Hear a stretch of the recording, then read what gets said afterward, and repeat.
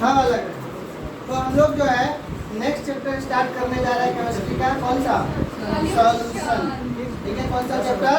Solution. अब देखो solution हम तो सबसे पहले बोले थे बिना एनसीईआरटी का कोई भी चीज पढ़ना जो है वो गुनाह है, ठीक है ना।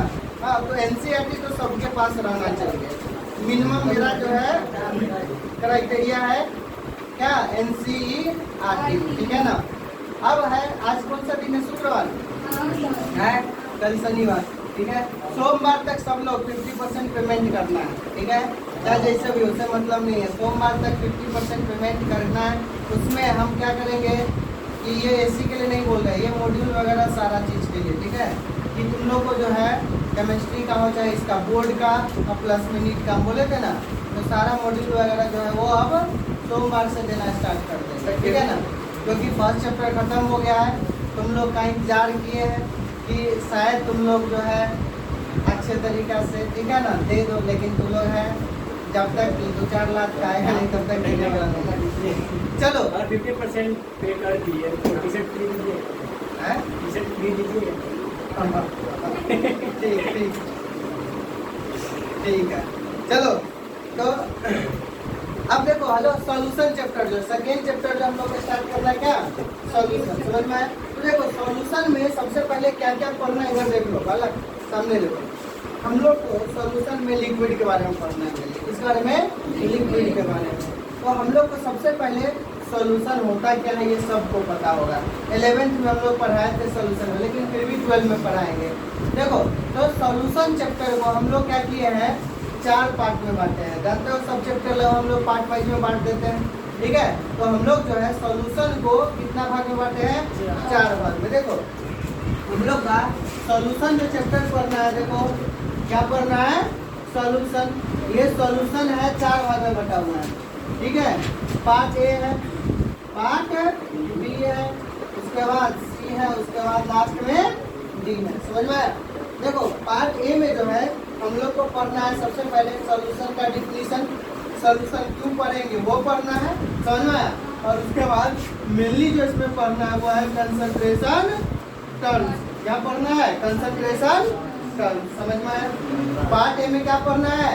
सॉल्यूशन क्या होता है बताए थे, होमोजेनियस मिक्सचर ऑफ 2 और मोर देन 2 सब्सटेंस को क्या बोलते हैं? सॉल्यूशन बोलते हैं। सॉल्यूशन का 8 वो कंसंट्रेशन 11 में पढ़ना था, याद है? Percentage by mass, percentage by volume, percentage mass by volume, उसके बाद पीपीएफ पार्ट्स पर मिलियन, उसके बाद क्या बताए थे? मोलारिटी, मोलारिटी, मोल फ्रैक्शन और लास्ट में नॉर्मलिटी। 8 वो टोटल बतलाए थे, वो कंसंट्रेशन टर्म्स पढ़ना है। अब देखो हेलो कंसंट्रेशन टर्म्स पढ़ने के बाद सेकेंड जो पढ़ना है वो हम लोग को सॉल्युबिलिटी पढ़ना है। क्या पढ़ना है? सॉल्युबिलिटी। सॉल्युबिलिटी मतलब क्या होता है? सॉल्युबिलिटी मतलब घुलने की क्षमता, घुलनशीलता, हिंदी में बोल सकते हैं घुलनशीलता और घुलने की क्षमता। समझ में आया? तो यहाँ पर जो है बात मत कर रहे, इधर देख मशीन इधर देख, ठीक है। तो सॉल्युबिलिटी मतलब क्या होता है? घुलनशीलता मतलब घुलने की क्षमता, ठीक है। तो टोटल जो है ऐसे सॉल्यूशन जो होता है वो टोटल कितना प्रकार का होता है पता है? 9 प्रकार का। सॉल्यूशन कितना प्रकार का होता है? 9 प्रकार का। बोले तो ठीक है। तो सॉल्यूशन कितना प्रकार का होता है? 9 प्रकार का, ठीक है। सॉलिड, लिक्विड और गैस, 3 गो का सॉल्यूशन होता है। क्या होगा? 3 गो का, ठीक है। इधर देखो तो सॉलिड में 3 गो, लिक्विड में 3 गो और गैस में 3 गो। सॉलिड में सॉलिड, सॉलिड में लिक्विड, सॉलिड में गैस। उसी तरह से लिक्विड में सॉलिड, लिक्विड में लिक्विड, लिक्विड में गैस। उसी तरह से गैस में सॉलिड, गैस में लिक्विड, गैस में। तो टोटल 9 सॉल्यूशन हो गया। 3 गो सॉलिड का, 3 गो लिक्विड का, 3 गो गैस का। लेकिन हम लोग को कौन सा सॉल्यूशन सिर्फ पढ़ना है? Liquid solution. और उसी के बारे में डिटेल स्टडी पढ़ना है सॉल्युबिलिटी में। तो सॉल्युबिलिटी में फिर 3 चीज पढ़ना है। एक solubility of solid in liquid, solid in liquid. दूसरा solubility of liquid in liquid और तीसरा solubility of gas in liquid पढ़ना है। समझ में आया? ये 3 पढ़ना है, ठीक है। तो ये सॉल्युबिलिटी में 3 वो चीज पढ़ना है। क्या पढ़ना है वो आगे पढ़ाएंगे। इसके बाद पार्ट सी में जो है वो क्या पढ़ना है? कॉलिगेटिव प्रॉपर्टी के बारे में। कॉलिगेटिव प्रॉपर्टी क्या होता है हम बताएंगे, ये एकदम तुम लोग के लिए नया चीज होगा। कोलिगेटिव प्रॉपर्टी क्या होगा हम बाद में बताएंगे। इसमें बस 4 गो, इसमें वापस से क्या पढ़ना है 4 गो, ठीक है। एक तो होता है इसमें क्या एलिवेशन इन बॉइलिंग पॉइंट, जिसको डेल्टा टीबी से रिप्रेजेंट करते हैं। एलिवेशन इन पहला ये लिखेंगे RLVP relative lowering in vapour pressure. दूसरा जो है एलिवेशन इन बॉइलिंग पॉइंट, तीसरा है डिप्रेशन इन फ्रीजिंग पॉइंट और चौथा है ऑस्मोटिक प्रेशर। मार्क आएगा वसीम, ठीक है। तो चौथा है ऑस्मोटिक प्रेशर। तो कोलिगेटिव प्रॉपर्टी में फिर से क्या पढ़ना है 4। देखो कंसंट्रेशन टर्म्स टोटल 8 को पढ़ना है, ठीक है। उसका सॉलिबिलिटी में 3 को पढ़ना है, लिक्विड सॉलिड में लिक्विड, लिक्विड में लिक्विड, गैस में सॉरी लिक्विड में गैस, ठीक है। सॉलिड में लिक्विड, लिक्विड में लिक्विड, लिक्विड में सॉलिड, लिक्विड में लिक्विड, लिक्विड में गैस है, समझ में आया। उसके बाद कोलिगेटिव प्रॉपर्टी में 4 गो है, क्या हुआ है 4 गो। Relative lowering in vapour pressure, ठीक है। Elevation in boiling point, depression in freezing point और ऑस्मोटिक प्रेशर, 4 चीज पढ़ना है। और लास्ट में पढ़ना है हम लोग को abnormal colligative property, abnormal colligative property. तो चैप्टर में यही मेन चीज पढ़ना है, समझ में आया। तो हम लोग अब स्टार्ट करते हैं। कहाँ से मत कर यार, क्या इरिटेट कर रहे हैं, इधर देखो। तो पढ़ाने लगते तो मत बात कर, बोल रहा है और बोलना नहीं बोल रहा है, इधर देखो। तो हम लोग को सॉल्यूशन पढ़ना है, क्या पढ़ना है सॉल्यूशन। सबसे पहले हम लोग देखते हैं सॉल्यूशन के बारे में। देखो हमें 11th में बतलाया था सर कि सॉल्यूशन होता क्या है। देखो 2 प्रकार का मिक्सचर बतलाए थे, एक होमोजीनियस मिक्सचर और एक हेट्रोजीनियस मिक्सचर। होमोजीनियस मिक्सचर किसको बोलते हैं, तो जिसमें यूनिफॉर्मली एक समान पूरा में डिस्ट्रीब्यूट हो जाता है उसको होमोजीनियस मिक्सचर, और जिसमें यूनिफॉर्मली डिस्ट्रीब्यूट नहीं होता उसको क्या बोलते हैं हेट्रोजीनियस मिक्सचर, समझ में आया। अब सॉल्यूशन जो होता है वो क्या होता है होमोजीनियस मिक्सचर ऑफ 2 और more than 2 substances is called solution, समझ में आया। अब हम लोग को जो है वो मात्र 2 का सॉल्यूशन पढ़ना है, जिसको बाइनरी सॉल्यूशन बोले। क्या पढ़ना है बाइनरी सॉल्यूशन के बारे में पढ़ना है, समझ में आया। तो सॉल्यूशन जो है, ठीक है ना, यहाँ पर जो है सॉल्यूशन ये हम लोग का क्या है होमोजीनियस मिक्सचर। बाइनरी सॉल्यूशन पढ़ना है तो बाइनरी सॉल्यूशन में एक होगा सॉल्यूट और दूसरा होगा सॉल्वेंट। एक होगा सॉल्यूट और दूसरा होगा सॉल्वेंट। सॉल्यूट के बारे में बतलाए थे, जो क्या हो सकता है डिजॉल्व हो सकता है। The substance which can dissolve is called क्या हो जाएगा सॉल्यूट।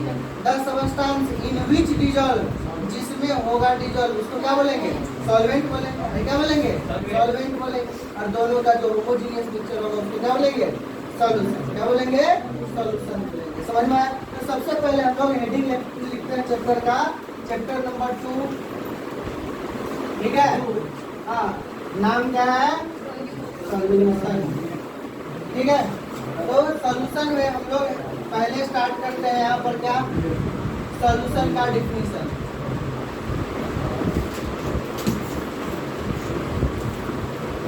सॉल्यूशन का डिफिनीशन, तो सॉल्यूशन क्या हो जाएगा मालूम, the homogeneous mixture of 2 or more than 2 substances is called solution.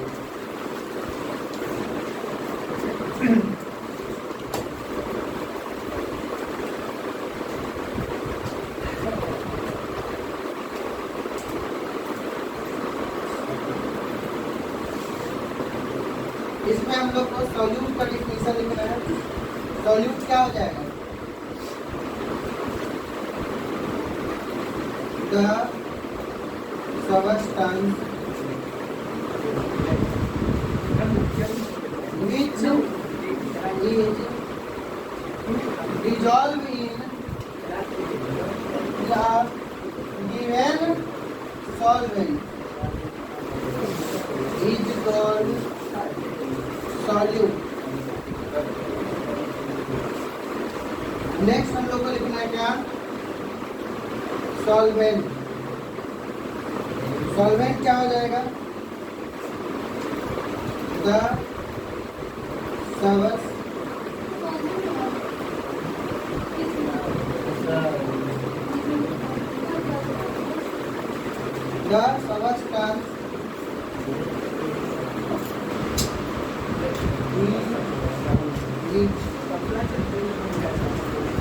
solute can dissolve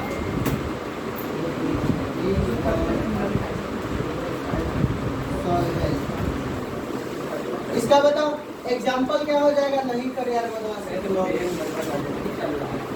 तुम्हारा रहती है क्लास में। एग्जाम्पल देख,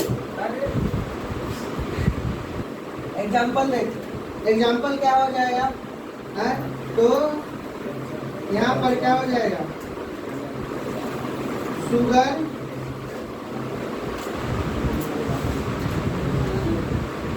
प्लस वाटर बराबर क्या हो जाएगा? Sugar solution. तो बताओ यहाँ पर शुगर जो है ये क्या कहलाएगा? सॉल्यूट। क्या कहलाएगा? सॉल्यूट। वाटर क्या कहलाएगा? सॉल्वेंट। और शुगर क्या हो जाएगा? सॉल्यूशन। Sugar solution solution. समझ में आया? तो सॉल्यूट किसको बोलते हैं? वाला शॉर्ट कट में लिखना चाहते हो क्या बोलेंगे? Which is dissolve. जो डिजॉल्व हो सकता है उसको क्या बोलेंगे? सॉल्यूट। सॉल्वेंट किसको बोलेंगे? वाला इन विच डिजॉल्व, जिसमें डिजॉल्व होगा उसको क्या बोलेंगे? सॉल्वेंट। और सॉल्यूशन किसको बोलेंगे? Homogeneous mixture. Homogeneous mixture. तो ये हो गया तुम्हारा हो जल्दी।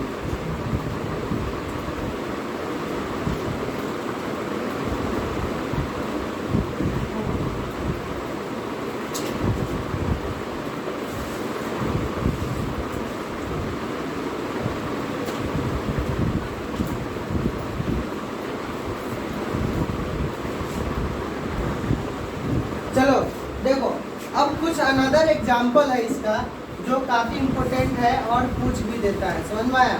तो अनदर एग्जाम्पल को हम लोग क्या करते हैं? नोट करके लिख लेते हैं।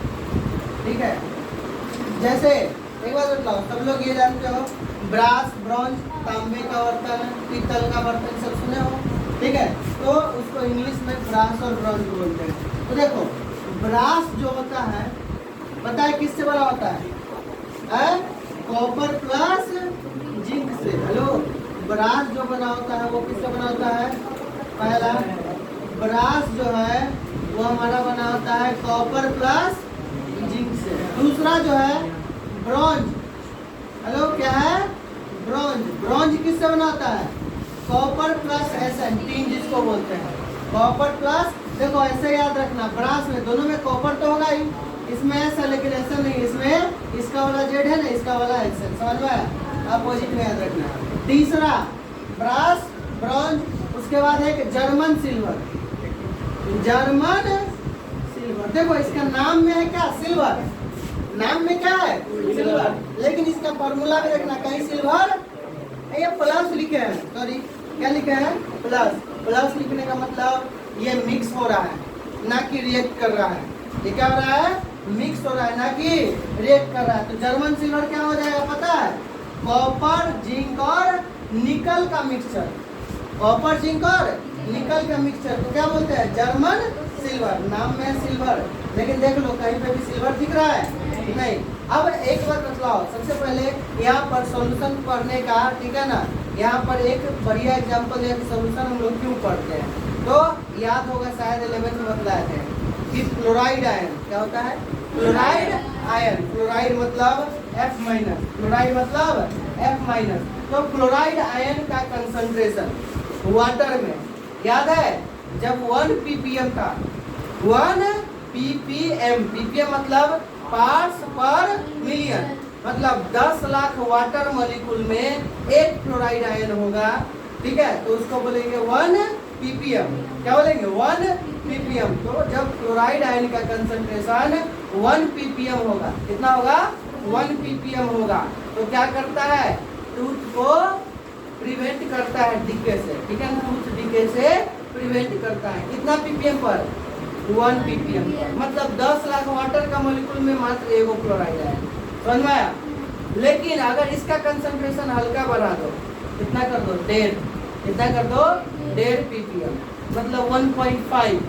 10 लाख में 1.5 कर दो तो क्या होता है, दांत को जो है वो क्या करता है, खराब मॉडल, मतलब छेद टाइप का, वही खुदरा जिसको बोलते हो वो करने लगेगा। समझ में आया?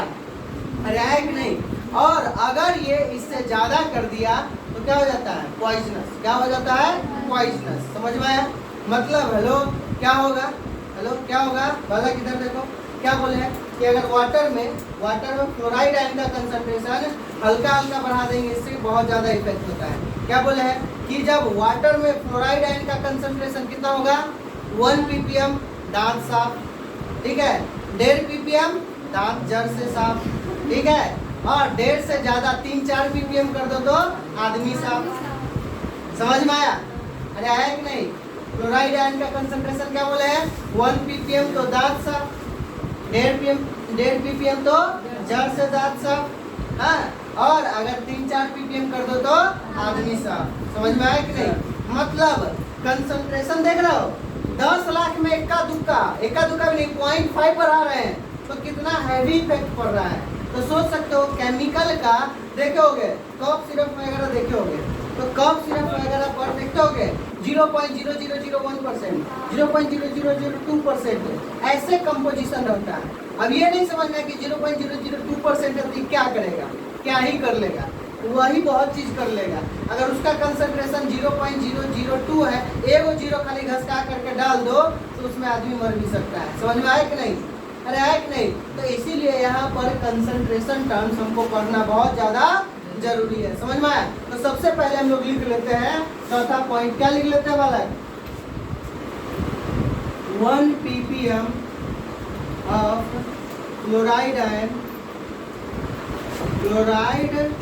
आयंस, ठीक है, prevent from tooth decay.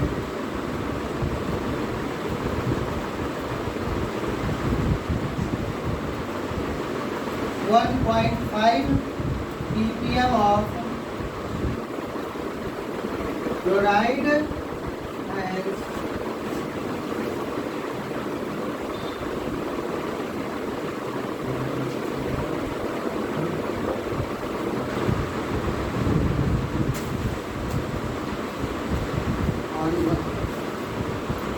on 1.5 ppm of chloride and tooth becomes mottled. Tooth becomes mottled. और क्या है, greater than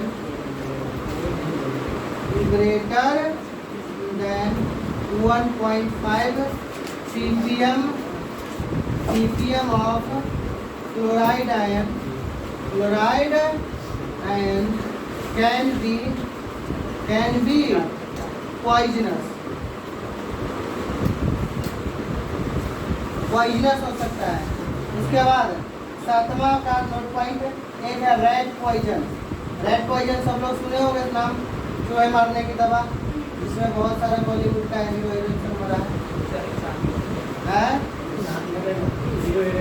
हाँ, तो रेड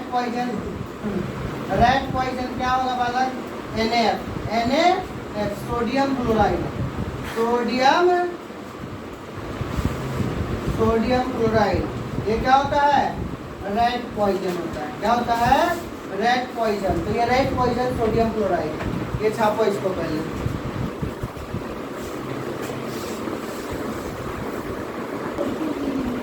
अब देखो हेलो, अब हम लोग को सॉल्यूशन को समझने के लिए सबसे पहले हम लोग क्या करते हैं, सॉल्यूशन के बारे में कुछ डिफिनीशन पढ़ लेते हैं। क्या क्या, तो 4 डिफिनीशन, ठीक है। कौन कौन डिफिनीशन है, तो सबसे पहले क्या है, सेचुरेटेड सॉल्यूशन, अनसेचुरेटेड सॉल्यूशन, ठीक है। पहला क्या है, सेचुरेटेड सॉल्यूशन, अनसेचुरेटेड सॉल्यूशन, और एक क्या है, कंसंट्रेट सॉल्यूशन और डाइल्यूट सॉल्यूशन।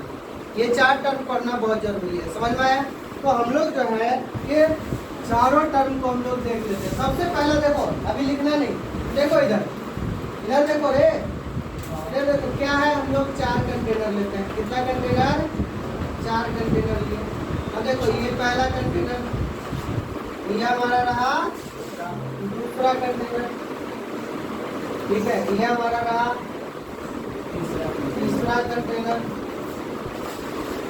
और ये हमारा रहा चौथा कंटेनर। देखो चारों कंटेनर में हम लोग क्या करते हैं, 1-1 लीटर पानी लेते हैं। कितना लीटर लिया है, सब में 1-1 लीटर पानी लिया है, सब में चारों कंटेनर में हम लोग 1-1 लीटर पानी लिए हैं। हाँ, चारों कंटेनर में 1-1 लीटर पानी लिए, समझ में आया। इस दोनों में भी कितना है, 1 लीटर H2O, और इस दोनों में भी कितना है, 1 लीटर H2O। चारों में 1-1 लीटर पानी ले लिया है, समझ में आया। अब देखो सबसे पहले क्या है कि हम लोग को क्या होता है कि जब सॉल्यूशन बनता है, जैसे चीनी और पानी का सॉल्यूशन तुम लोग देखे होंगे, तो जब चीनी पानी का जब सॉल्यूशन बनता है तो उसमें क्या होता है, चीनी जो है वो कुछ देर के बाद दिखना बंद हो जाता है। क्यों दिखना बंद हो जाता है, अरे क्यों दिखना बंद हो जाता है, क्योंकि वाटर के बीच में क्या होता है, स्पेस होता है, जिसको इंटरमॉलिक्यूलर स्पेस बोल सकते हैं। क्या बोल सकते हैं, इंटरमॉलिक्यूलर स्पेस। तो जब जैसे ही पानी में हम लोग क्या करते हैं, एक चीनी के टुकड़ा को डालते हैं, तो ये चीनी का टुकड़ा जो है ये क्या होता है, टूटने लगता है। क्या होता है, छोटा छोटा पार्टिकल्स में टूटना स्टार्ट कर देता है। ये सब छोटा छोटा पार्टिकल्स समझ में आया, ये टूटेगा। ये क्यों टूटता है, तो वाटर के अंदर पोटेंशियल एनर्जी है, तो वाटर का पोटेंशियल एनर्जी को यूज करके ये क्या होता है, टूटना स्टार्ट हो जाता है। और इसका मॉलिक्यूल क्या होता है, बहुत छोटा होता है। चीनी का मॉलिक्यूल इतना छोटा होता है कि यहाँ पर जब पानी आता है, पानी का मॉलिक्यूल सबके बीच में ये गायब हो जाता है, समझ में। जैसे हम लोग रूम में है, रूम के अंदर स्पेस है, हम लोग रूम में है और गेट खिड़की बंद रहे तो बाहर से हम लोग दिखेंगे क्या, नहीं दिखेंगे। उसी तरह से यहाँ पर वाटर के बीच में स्पेस है और यहाँ पर कोई खिड़की दरवाजा नहीं है जो लोग देख लेंगे, ठीक है। तो यहाँ पर जो चीनी का मॉलिक्यूल पहले क्या होता है, सिंगल सिंगल मॉलिक्यूल में ब्रेक हो जाता है, और ये मॉलिक्यूल में ब्रेक होने के बाद इसका मॉलिक्यूल इतना छोटा होता है कि वाटर के बीच में जो स्पेस है उसमें वो चला जाता है, जिसके कारण हम लोग को दिखाई देना बंद हो जाता है, समझ में आया। अब एक बार बतलाओ, हम यहाँ पर फिक्स कर दिए, जैसे मान लो इस रूम का साइज फिक्स है, इस रूम का साइज क्या है, फिक्स है। इस रूम का अगर साइज फिक्स है तो इसका मतलब क्या है, इसमें नंबर ऑफ स्टूडेंट फिक्स बैठेगा कि बहुत कितना भी जब जितना मन हो उतना बैठ सकता है क्या, नहीं, ठीक है। अब मान लो इस रूम का जो साइज है ये तुमको पता नहीं है, अब इस रूम का साइज पता लगाना है और तुमको रूम के अंदर ना देखना है ना झाँकना है, तो कैसे पता लगाओगे कि रूम का साइज क्या होगा। तो स्टूडेंट को भेजते जाओ, स्टूडेंट को भेजते जाओ। जैसे मान लो रूम में 5 स्टूडेंट भेजा, बैठ गया, तुमको लगा कि अच्छा चलो 5 का जगह था इसलिए बैठ गया। 10 को भेजा, 10 को बैठ गया। 15 भेजा, 15 बैठ गया। 20 भेजा, 20 बैठ गया। 30 भेजा, 30 बैठ गया। जैसे ही 31वां स्टूडेंट को भेजा वो तुमको क्या बोल रहा है, सर अंदर तो जगह नहीं है। इसका मतलब तुमको समझ में आ जाएगा कि अच्छा ये अंदर में कितना का कैपेसिटी था, 30 का।